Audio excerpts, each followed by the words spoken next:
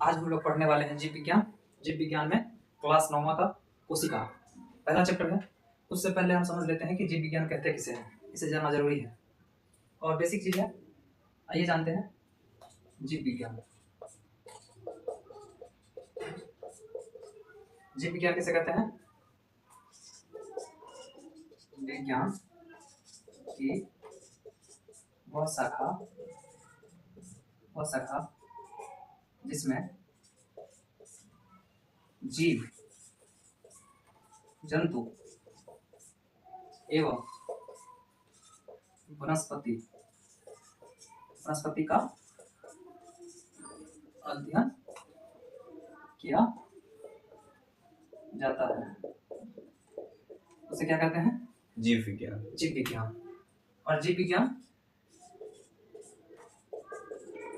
विज्ञान को हम लोग दो भागों में बांटते हैं।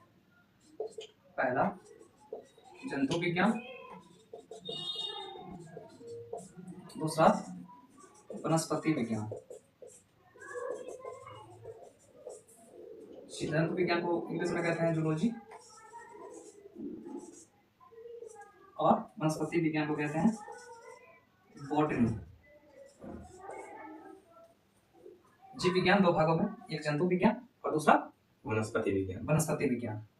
अब जीव विज्ञान का जनक किसे कहते हैं? जीव विज्ञान का जनक या पिता अरस्तु को कहते हैं। और जंतु विज्ञान का जनक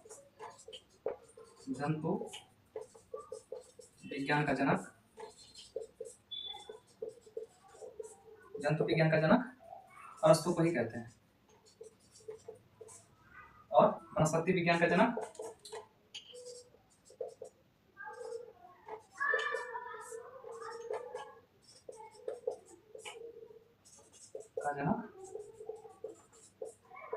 थियोफ्रास्टस को कहते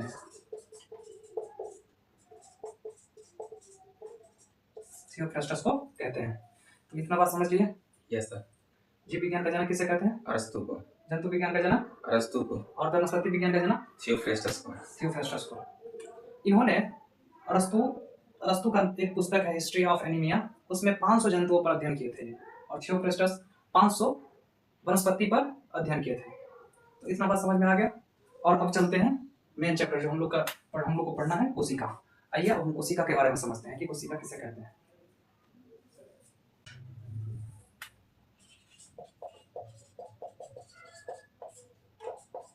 बायोलॉजी के बारे में तो समझ गए, अब हम समझते हैं कोशिका के बारे में कि कोशिका किसे कहते हैं।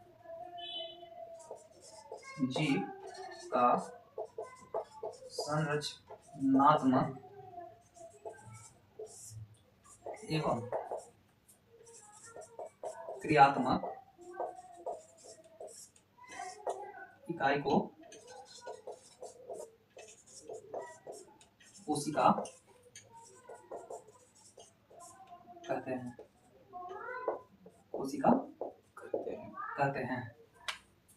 और कोशिका का खोज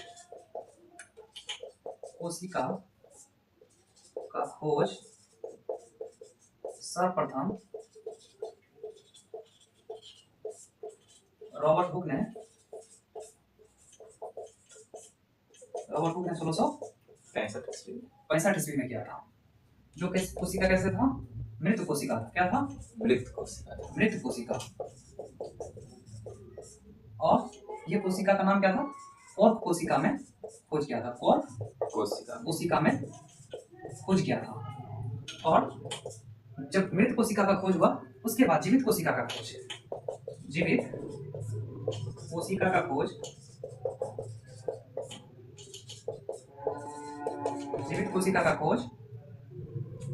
ल्यूमेन हॉक ने 1674 में जीवित कोशिका का खोज किया। तो मृत कोशिका का खोज रॉबर्ट हुक ने, सर्वप्रथम कोशिका का खोज रॉबर्ट हुक ने और जीवित कोशिका का खोज ल्यूमेन हॉक ने। कितना ईस्वी में? क्या 1674 ईस्वी। और सर्वप्रथम कोशिका का खोज कब हुआ? 1665 ईस्वी में। इंपोर्टेंट है और इसे याद भी रखना है। और उसके बाद केंद्रक का खोज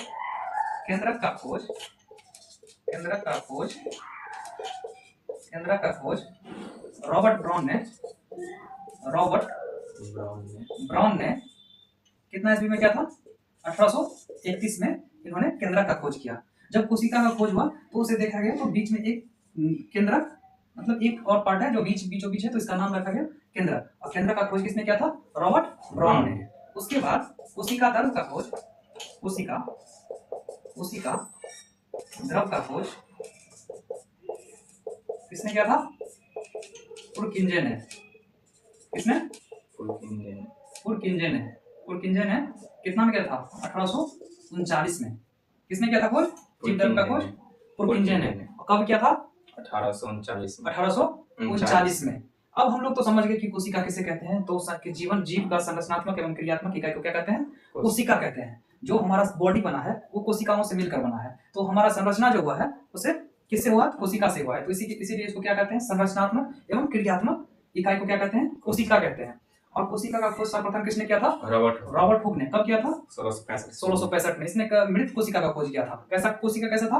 मृत कोशिका था। और उस कोशिका का नाम क्या था? कॉर्क कोशिका। जीवित कोशिका का खोज किसने किया था? ल्यूमेन हॉक ने 1674 में किया था। और केंद्रक का खोज रॉबर्ट ब्राउन ने 1831 में किया था। और कोशिका द्रव का खोज पुरकिंजे ने। और अब समझते हैं कि हम लोग जो है बहुकोशिकीय जीव हैं। हम लोग एक से अधिक कोशिकाओं से मिलकर बने हैं। मिलियन कोशिका, अरबों कोशिका से मिलकर हम बने हैं। लेकिन और ऐसा जीव है जो एक कोशिकीय भी है।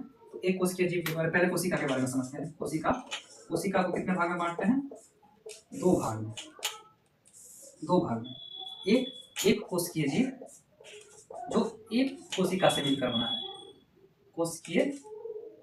कोशिकीय जीव। एक होता है बहुकोशिकीय जीव जो एक कोशिका से मिलकर बना है, उसे क्या कहते हैं? एक कोशिकीय जीव। और जो बहुकोशिकीय से एक से अधिक कोशिका से मिलकर बना है उसे क्या कहते हैं? बहुकोशिकीय जीव। जैसे एक कोशिकीय जीव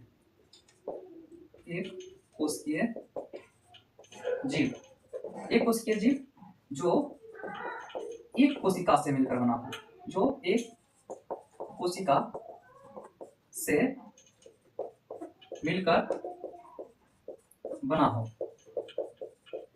जैसे अमीबा,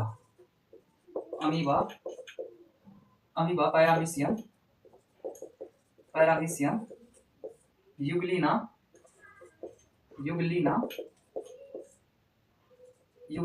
ये सब कैसा जीव है? एक कोशिकीय जीव है। एक कोशिकीय जीव जो एक कोशिकाओं से मिलकर बना है। और ये सब जैसे अमीबा हुआ, पैरामीशियम हुआ, यूग्लिना हुआ, ये एक कोशिका से मिलकर बना है। बहुकोशिकीय जीव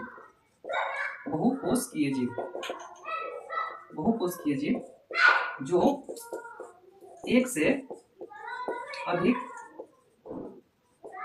कोशिकाओं से मिलकर बना हो।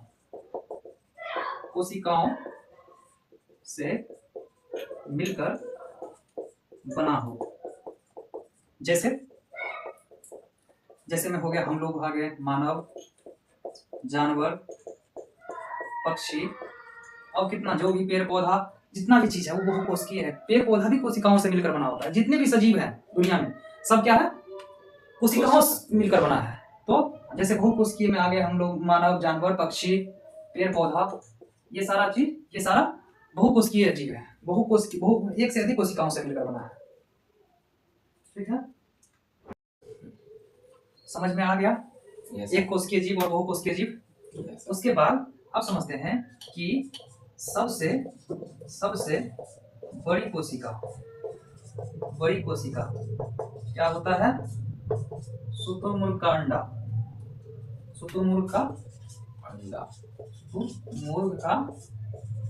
अंडा। और सबसे छोटा कोशिका क्या होता है? सबसे छोटा कोशिका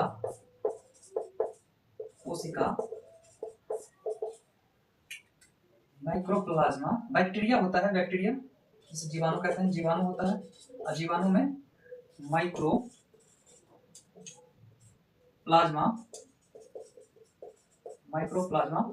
गैलसेप्टिकम। माइक्रोप्लाज्मा गैलसेप्टिकम। और मनुष्य का हमारे शरीर में मनुष्य का मनुष्य में सबसे बड़ी कोशिका मनुष्य में सबसे बड़ी कोशिका मनुष्य में सबसे बड़ी कोशिका क्या होती है? तो वो फीमेल में होता है अंडाणु। और सबसे छोटी कोशिका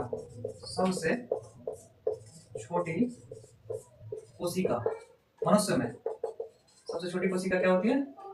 तो शुक्राणु जो मेल में होता है। तो इतना तक समझ में आ गया कि सबसे बड़ी कोशिका किसे कहते हैं? वो क्या होता है? शुतुरमुर्ग का अंडा। और सबसे छोटा कोशिका जीवाणु बैक्टीरिया जिसमें मैक्रोगैल्सेप्टिका होती है। मनुष्य में सबसे बड़ी कोशिका अंडाणु और सबसे बड़ी कोशिका अंडाणु, सबसे छोटी कोशिका शुक्राणु। यहाँ तक तो समझ में आ गया? Yes sir. कि सबसे बड़ी कोशिका शुतुरमुर्ग का अंडा, मानव शरीर का सबसे बड़ा कोशिका अंडाणु, सबसे छोटा कोशिका शुक्राणु। अब हम पढ़ेंगे जो कि जंतु कोशिका और पादप कोशिका में अंतर क्या है, और सचित्र वर्णन, फिगर को भी याद रखना है कि कैसा फिगर होता है। ठीक, जैसे ये है जंतु कोशिका ऐसे होती है, पादप कोशिका ये है। जंतु कोशिका के सबसे ऊपरी भाग को क्या कहते हैं? कोशिका झिल्ली। क्या कहते हैं? कोशिका झिल्ली यहाँ पर भी होता है, लेकिन सबसे ऊपर पादप कोशिका में जो सबसे ऊपर वाला रहता है उसको क्या कहते हैं? सबसे ऊपर में जो पादप कोशिका में रहता है उसको कहते हैं कोशिका भित्ति।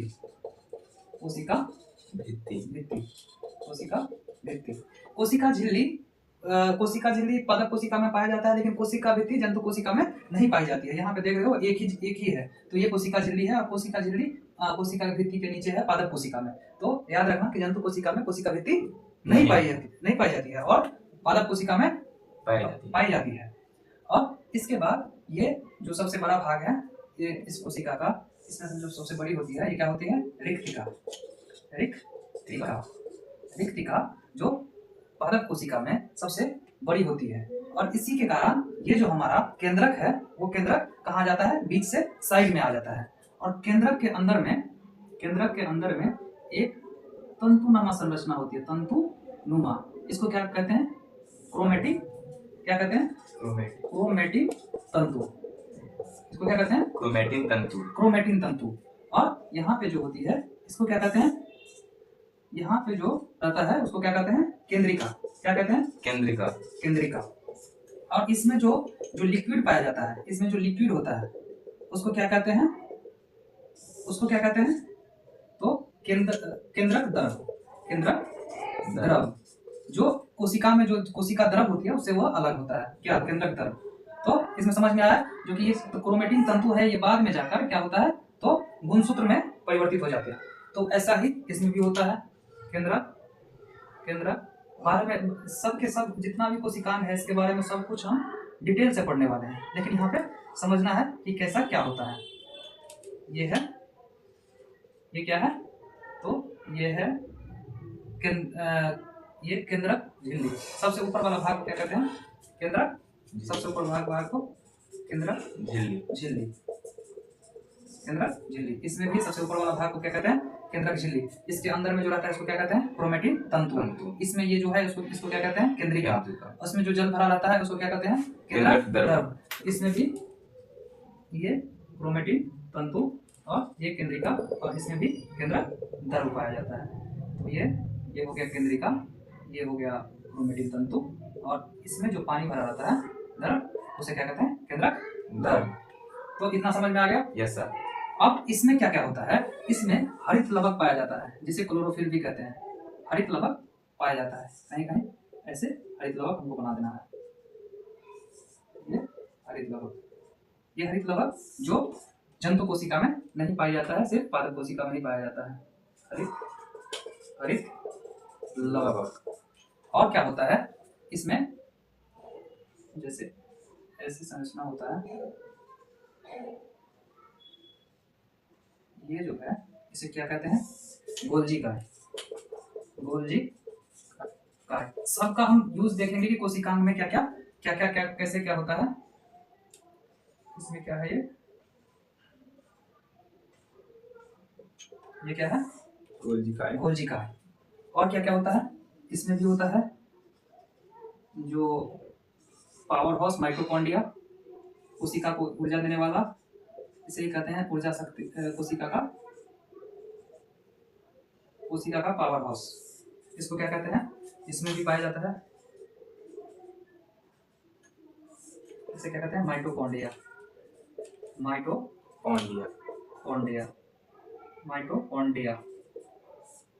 माइटोकॉन्ड्रिया इसमें भी कहीं कहीं बना देना है।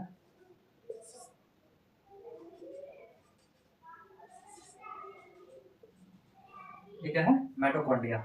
और क्या होता है? इसमें भी रिक्तिका होता है, लेकिन रिक्तिका कैसा होता है? तो बहुत छोटा होता है। कैसा होता है? बहुत छोटा। इसमें रिक्तिका जो होता है ये क्या होता है? बहुत छोटा होता है। ये रिक्तिका इसमें भी पाया जाता है, लेकिन बहुत छोटा होता है इसके अपेक्षा। यहाँ पे देख रहे हो कितना बड़ा है, यहाँ पे देखो कितना बड़ा, कितना छोटा है।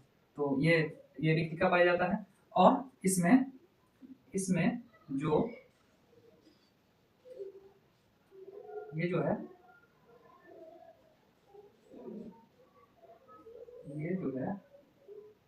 ये इसको क्या कहते हैं? इसको कहते हैं एंडोप्लाज्मिक रेटिकुलम। इसे कहते हैं अंतःप्रदवी जालिका। अंतःप्रदवी जालिका एक क्या होती है? तो एक चिकनी जालिका होती है अंतःप्रदवी जालिका, और एक जो होती है वो कैसी होती है? खुरदरी अंतःप्रदवी जालिका। ये क्या है? खुरदरी। और खुरदरी अंतःप्रदवी जालिका जिसके ऊपर क्या होता है? ये बिंदी बिंदी, ये टाइप का ये जो होता है, ये क्या होता है? राइबोसोम होता है। क्या होता है? राइबोसोम होता है। और इसमें एक चिकनी अंतःप्रदवी जालिका भी होती है, जो चिकनी अंतःप्रदवी जालिका भी होती है। इसका ऐसा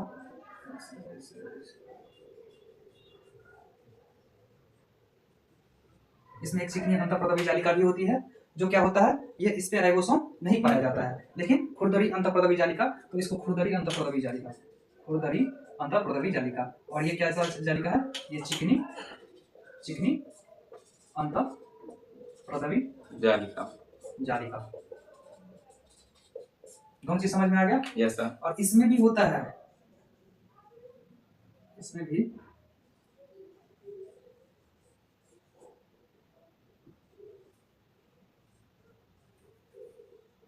ये जो होता है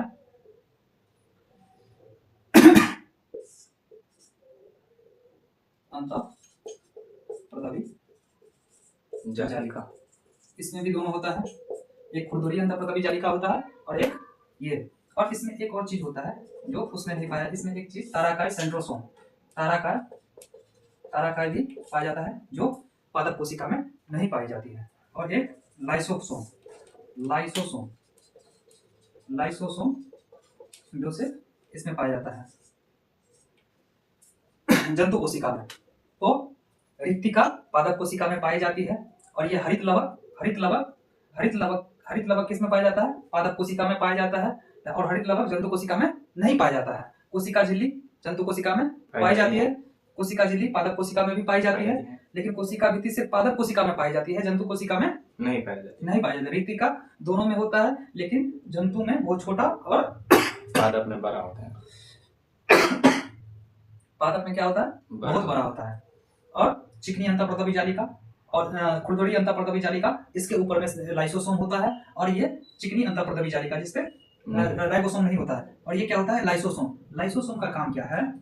लाइसोसोम जैसे हमारे कोशिका में कोई अवांछित पदार्थ प्रवेश कर जाता है, तो उसे पचाने का कार्य लाइसोसोम का होता है।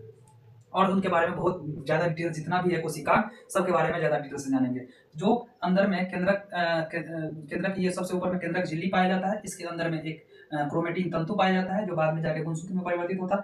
और ये जो होता है इसे क्या कहते हैं? केंद्रिका। इसको जो अंदर में होता है केंद्रिका। और अंदर में जो लिक्विड होता है ये क्या होता है? तो केंद्रक द्रव। और जो ये बाहर में जितना भी लिक्विड होगा कोशिका के बाहर में, ये जो यहाँ पर जो जितना भी होगा ये सब क्या होगा? जीव द्रव। इसे कोशिका द्रव या जीव द्रव भी कहते हैं, जिसका खोज प्रुकिंजे ने किया था। किसने किया था? प्रुकिंजे ने कब किया था? 1839 में। बस यही चीज सबको ध्यान रखना है, और कुछ नहीं है। बस इस चीज को समझ गए तो समझ लीजिए कि सब सही है। इसको क्या कहते हैं? जीव द्रव या कोशिका द्रव। इसमें भी होता है जीव द्रव। ऐसे जीव द्रव को बना देना है,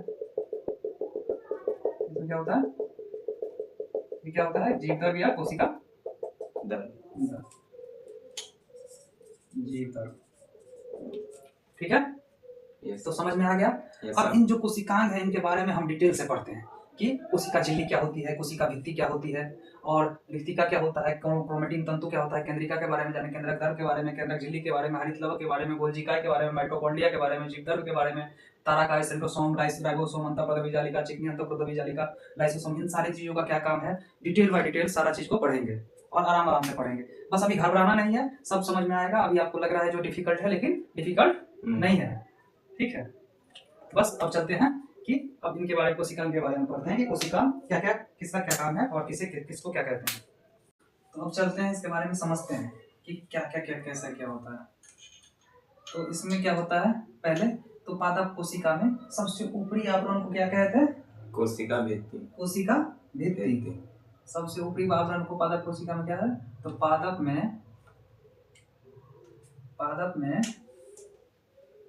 कोशिका में पादप कोशिका में कोशिका के बाहरी आवरण को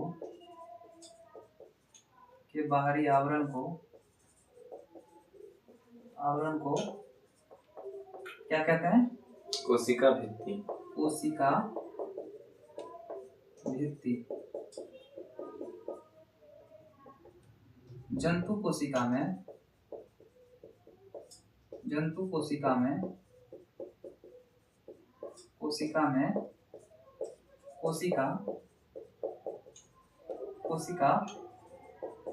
भित्ति नहीं पाई जाती है। जंतु कोशिका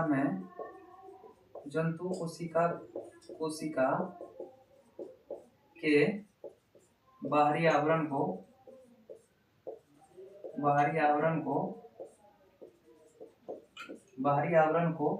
कोशिका क्या कहते हैं, कोशिका झिल्ली। कोशिका झिल्ली। और कोशिका झिल्ली कहाँ कहाँ, इसमें भी है और इसमें भी पाया जाता है, ध्यान रखना है। और पादप कोशिका में हरित लवक पाया जाता है, पर जंतु कोशिका में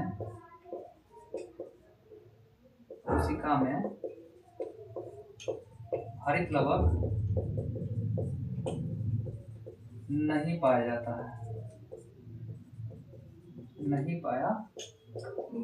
है।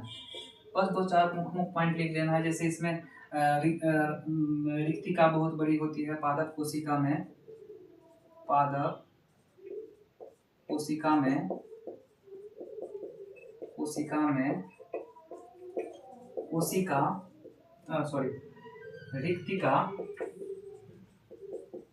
रिक्तिका बहुत बड़ी तथा जंतु कोशिका में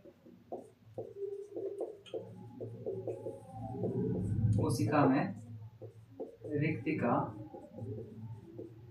बहुत छोटी पाई जाती है।